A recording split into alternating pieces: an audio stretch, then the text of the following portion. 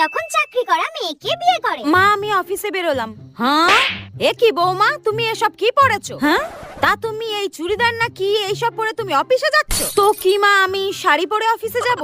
শোনো বৌমা, এই অফিসে না কোথায় যাচ্ছ এটার জন্য অনুমতি দিয়েছি মানে এই নয় তুমি যা ইচ্ছা তাই পরে সেখানে যাবে। নতুন বিয়ে হয়েছে তো নাকি? মা নতুন বিয়ে হয়েছে তো কি হয়েছে? আর তাছাড়া আপনার ছেলেকে তো আমি বলেইছিলাম বিয়ের আগে যে আমি বিয়ের পর সমস্ত ধরনের ড্রেস পরবো, আর তাতে তো আপনার ছেলে বারণও করেন। হ্যাঁ ইভেন আমাকে বলেছিল আপনিও কোনো বাধা দেবেন না, তো এখন এত কথা হচ্ছে কেন? শোনো বৌমা, অফিসে যাওয়ার জন্য অনুমতি দিয়েছিলাম, অন্য কোথাও না। অফিসে গেলে তো টাকা আসবে তার জন্য।